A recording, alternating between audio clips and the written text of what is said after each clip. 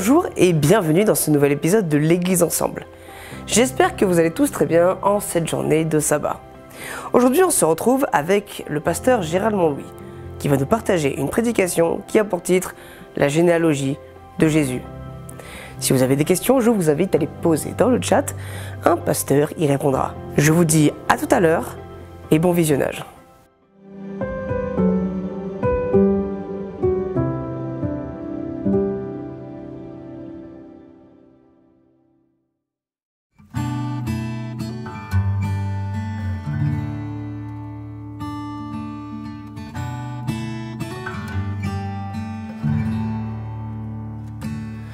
Tel que je suis sans rien à moi, sinon ton sang versé pour moi, et ta voix qui m'appelle à toi, agneau de Dieu, je viens.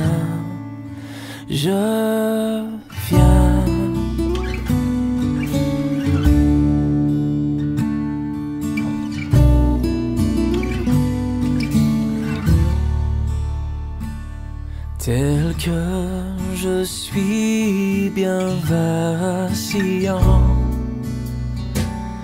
en proie au doute à chaque instant, lutte au-dehors, crainte au-dedans, agneau de Dieu, je viens.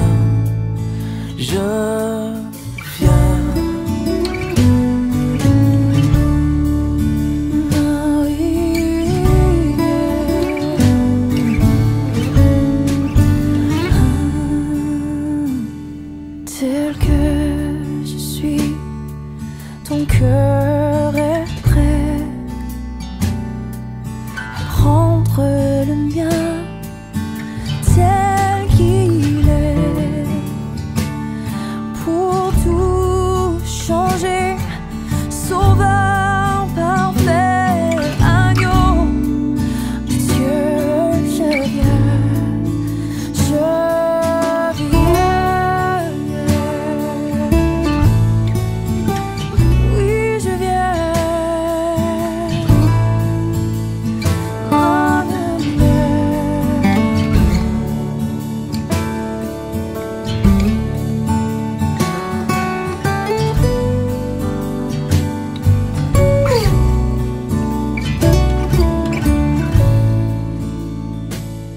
Tel que je suis ton grand amour,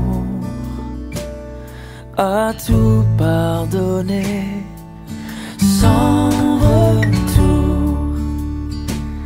Je veux être à toi dès ce jour, agneau de Dieu, je viens.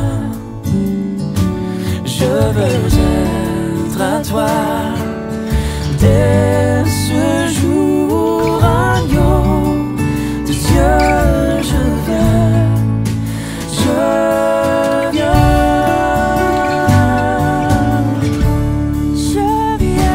je viens, je viens à toi, Jésus.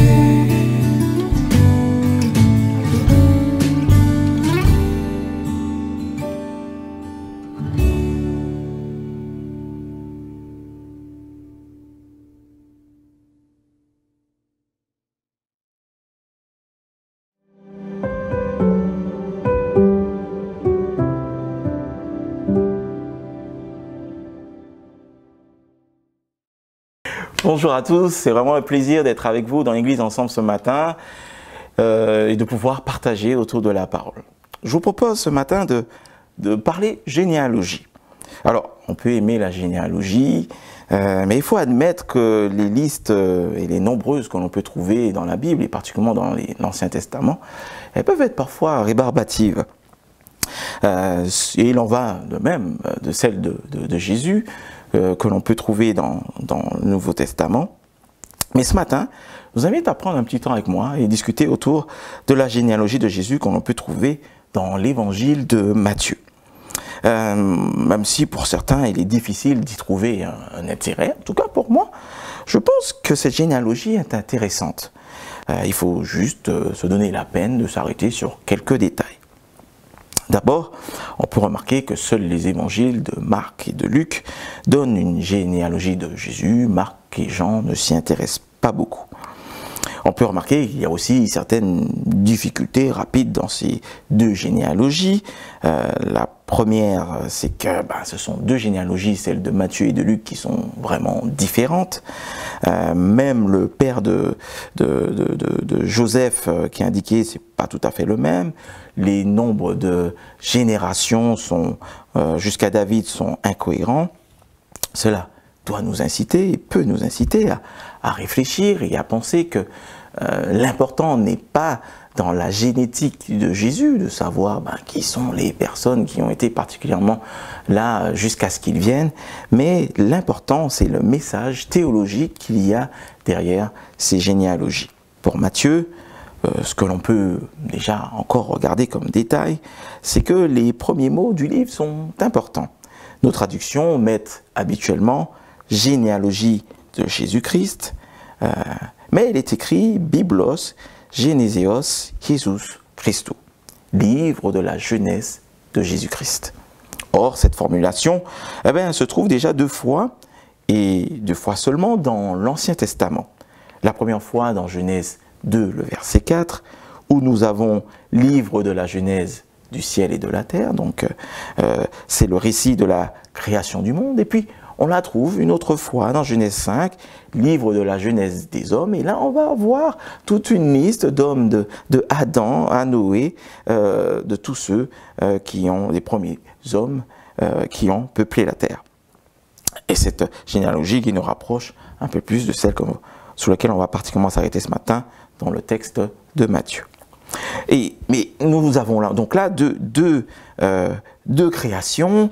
La première, celle de la création matérielle de notre planète. La seconde, c'est celle de l'humain, de l'histoire des premiers hommes, des hommes sur cette terre. Et donc Matthieu va nous présenter une troisième création, celle de l'humanité nouvelle qui se fait en Jésus-Christ. Puis, suit une longue généalogie humaine, donc, qui va préciser cette ascendance de Jésus depuis Abraham jusqu'à Joseph, son père adoptif, en passant bien sûr, nous le verrons, par différents personnages. Ce qui nous montre que Jésus n'est pas quelqu'un qui apparaît comme ça, c'est quelqu'un qui s'inscrit dans son histoire, pleinement enraciné dans son vécu et dans toutes ces histoires passées. Et me semble-t-il, il y a là déjà une histoire pour nous tous. D'ailleurs, nous verrons dans cette généalogie des personnes très différentes, parfois extraordinaires, comme l'ont été Abraham et David, des personnes bonnes, mauvaises, discutables. On voit qu'il y a des rois, des bons rois comme Yotam, Ézéchias, et puis il y en avait des moins fréquentables comme Yoram ou Ahaz. Ainsi, Jésus n'a pas une ascendance irréprochable, il n'a pas que des ancêtres justes, pieux et fidèles. Il est ce rejetant d'une lignée tout à fait humaine avec le meilleur et parfois le pire de l'humanité. Mais cela peut-être nous amène à aussi souligner un message essentiel, c'est que Dieu peut faire des merveilles à partir d'une humanité imparfaite. Comme disait Paul Claudel, Dieu écrit droit avec des lignes courbes. Je voudrais qu'on revienne sur les petits détails de l'évangile de Matthieu. Premier petit détail qui me parle, c'est que Matthieu construit sa généalogie en 3 fois 14 générations, et il prend bien la peine de nous le faire remarquer. Cela fait sens parce que ce sont des chiffres qui nous parlent. 3 fois 14, c'est un multiple de 7. Si on veut aller loin, on peut y voir les 7 jours de la création de l'univers, et donc ici un accomplissement d'une nouvelle création. C'est 3 fois 14, ça peut nous renvoyer au 42. Le chiffre 42, c'est d'après l'Ancien Testament, dans sa version grecque de la Septante, le temps passé par le peuple d'Israël dans le désert. Quand Israël, certes, reste dans le désert, mais surtout l'entrée d'Israël dans la terre promise sous la direction de Josué. Coïncidence, précisément. Josué est en hébreu le nom de Jésus, traduit. Et la terre promise, c'est une autre image de l'accomplissement des promesses de Dieu. C'est l'objectif par excellence, lieu rêvé d'un idéal d'abondance, de plénitude, de paix et de douceur, pays où coule le lait et le miel.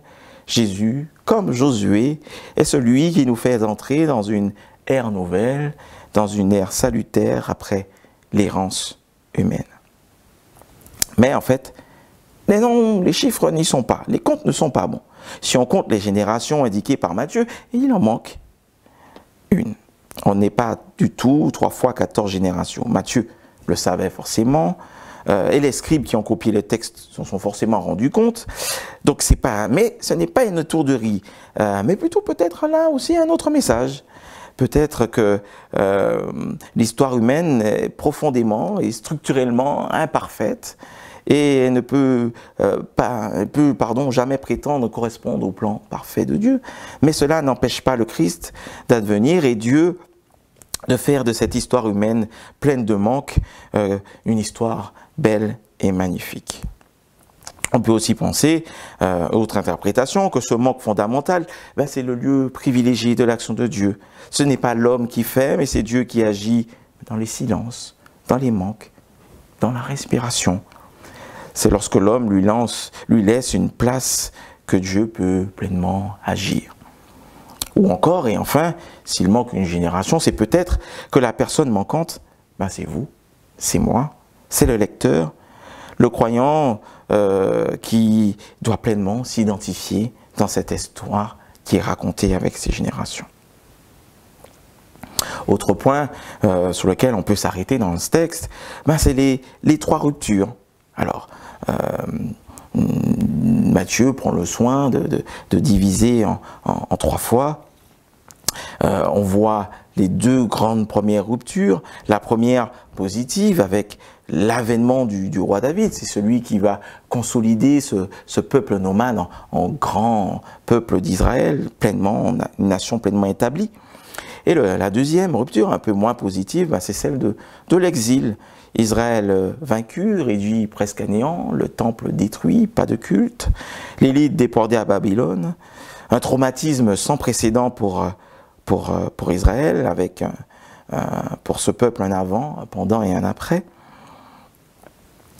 Mais le message dans Matthieu est que ces grands événements, bons ou mauvais, n'empêchent pas le plan de Dieu de s'accomplir. Dieu avance, il réalise son projet dans tous les cas.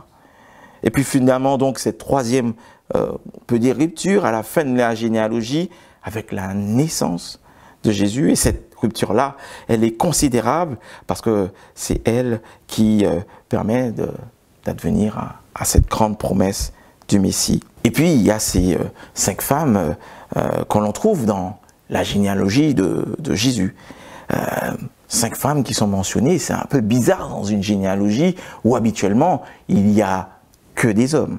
Mais c'est intéressant parce que ces femmes n'interviennent pas par hasard. Alors, la première que je pourrais citer, c'est Marie, parce que c'est par elle que Jésus advient. Mais j'aimerais m'arrêter sur l'une des formules qu'on trouve, qui est employée par Matthieu, quand il dit que Jacob enfanta Joseph, l'époux de Marie, de laquelle est né Jésus. Comme s'il voulait montrer une forme d'irrégularité profonde dans cette succession généalogique qui n'est pas comme elle devrait être. Ce qui est dit, c'est que Joseph n'est pas le père de Jésus. Et en soi, ça c'est pas bien grave. Il peut être le père adoptif. Et même en généalogie, un père qui soit un père adoptif ou biologique, c'est pas pleinement ce qui est important, il est quand même père. Les historiens comme Daniel Marguera dans Vie et destin de Jésus de Nazareth, disent que Matthieu prend là à bras le corps ce qui était dit à l'époque de Jésus à propos de sa naissance. Le Talmud lui-même présente Jésus issu d'une naissance irrégulière. Donc Matthieu assume donc ce que l'on pouvait dire sur cette origine problématique de Jésus. Mais il va par la suite le transcender en lui donnant un sens particulier, peut-être ailleurs, que le fait que l'histoire du salut passe par une adoption et non par une filiation génétique est en soi un message. Jésus va lui-même inciter sur le fait qu'être un enfant de Dieu ne consiste pas au fait d'être voilà, génétiquement... en tout cas, on n'appartient pas au peuple de Dieu de façon génétique. On appartient au peuple de Dieu par la foi. C'est pas parce qu'on est de la même tribu, c'est pas parce qu'il n'y a pas cette idée d'un peuple élu, une religion individuelle. Non, on est pleinement enfant de Dieu en Jésus-Christ par l'adoption. Matthieu, par ailleurs, va ajouter 4 autres femmes issues de l'histoire d'Israël: Tamar, Rahab, Ruth et la femme d'Uri. Pour chacune de ces 4 femmes qui est mentionnée, l'histoire d'Israël, dans sa filiation, était en danger de s'éteindre. Et c'est précisément une de ces femmes, par une de ces femmes en tout cas, que toute la destinée d'Israël sera sauvée. Il me semble qu'il y a un beau clin d'œil pour toutes les femmes qui composent nos communautés. Ces femmes sont aussi un curieux mélange, on pourrait dire, de défauts et de qualités. Elles sont étrangères, liées à des questions de prostitution, d'inceste, d'adultère. Tamar et Rahab étaient cananéennes, Ruth, moabite, Bethséba, hittite. Tamar s'est prostituée avec son père, Juda, pour concevoir des enfants. Bethséba va commettre un adultère avec David. Ça pourrait poser question. Ce choix particulier de ces femmes est assez curieux parce que Matthieu aurait pu choisir d'autres femmes comme Sarah, Rebecca, Rachel, Léa, mais il va choisir volontairement des femmes en apparence discutables.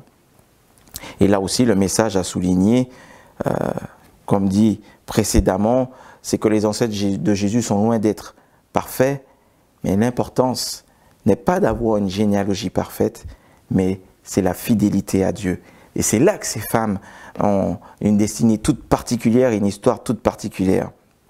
C'est que Dieu va utiliser des femmes, des personnes imparfaites, pour une œuvre incroyable. Parce que chacune de ces femmes a été remarquable en faisant preuve d'indépendance d'esprit, d'inventivité, voire parfois même d'une capacité à transgresser les usages pour que la vie triomphe. En ce sens, elle préfigure parfaitement le Christ qui fera également ainsi. Jésus va transgresser parfois certains ordres établis pour guérir un homme. Il va bousculer les bons usages imposés par les pharisiens pour donner à la vie une nouvelle issue.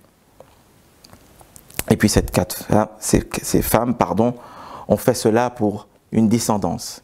C'est grâce à elles que cet arbre généalogique existe en fait. On peut avoir de la reconnaissance donc pour celles qui nous ont précédés et qui ont fait que nous puissions exister et vivre librement. L'espérance représentée par le Christ pourra s'incarner parce que des femmes, en particulier, se sont battues et pour qu'elles puissent s'incarner. Elle donne là une leçon de courage, d'intelligence. Il faut agir, trouver des solutions, innover, avoir le courage de sortir des sentiers battus, l'essentiel étant de transmettre la vie. L'importance n'était pas en soi ou le jugement des autres, mais le fait de donner et de transmettre. Et puis, un dernier point peut-être qui est intéressant de souligner, c'est cette cohorte d'inconnus, de personnes pour lesquelles on ne connaît pas l'histoire, mais qui ont des noms qui ne sont pas sans signification. Alors Jésus lui-même, parce que son nom veut dire Dieu sauve, mais Yekonia, qui signifie l'Éternel établi, Shealtiel, J'ai demandé à Dieu, Zorobabel, semence de Babylone, Abiud, père de majesté, Eliakim, Dieu veut établir, Azor, secours, et j'en passe. Tous ces noms forment un chemin de foi.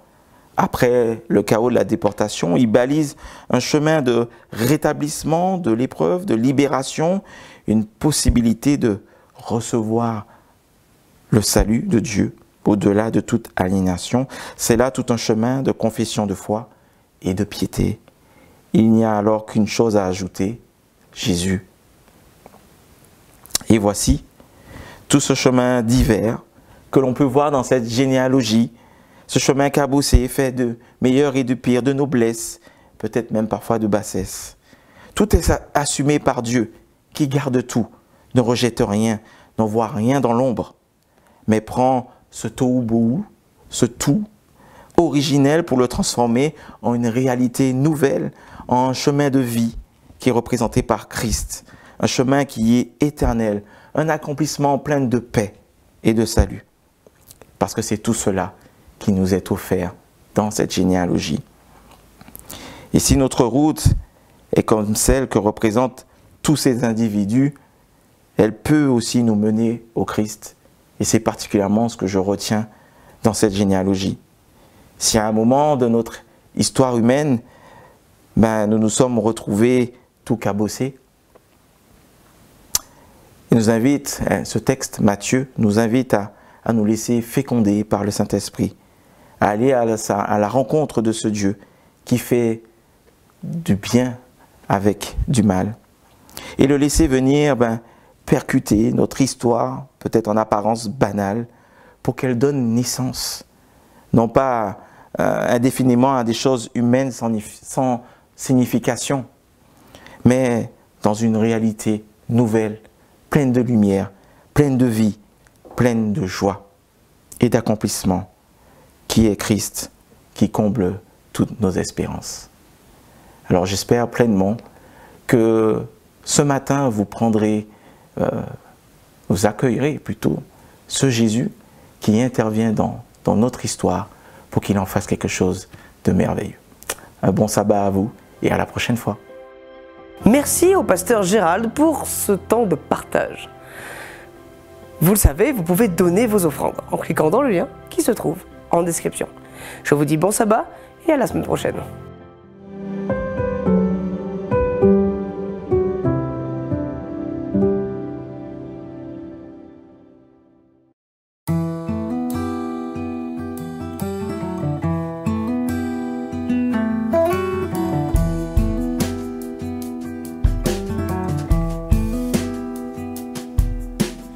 Oh, prends mon âme, prends-la Seigneur, et que ta flamme brûle en mon cœur,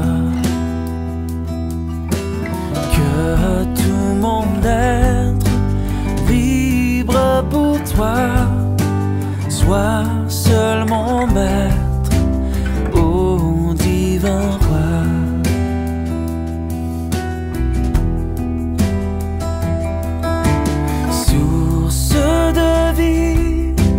De paix, d'amour, vers toi je crie, la nuit, le jour, entends ma plainte, sois mon soutien, calme ma crainte, toi mon seul bien.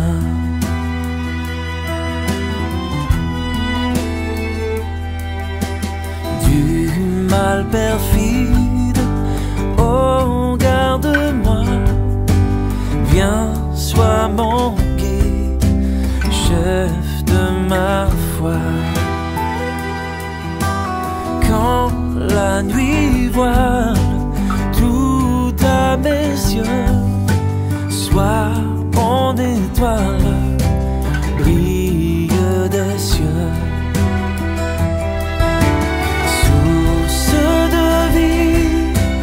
De paix, d'amour, vers toi je crie, la nuit, le jour, entends ma plainte,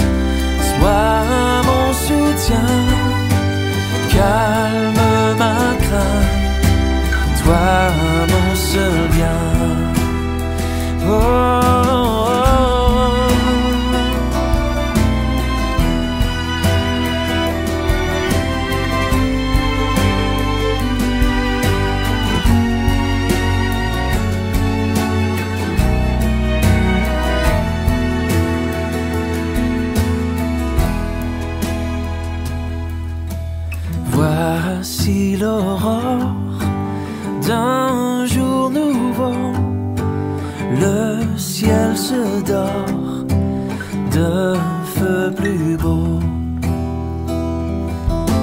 Jésus s'apprête, pourquoi gémir? Levons nos têtes, il va venir. Source de vie, de paix, d'amour, vers toi je crie, la nuit, le jour. Entends ma plainte, sois mon soutien, calme ma crainte, toi mon seul bien.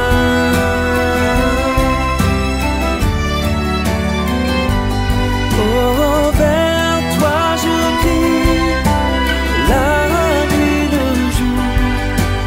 Entends ma plainte, sois mon soutien, car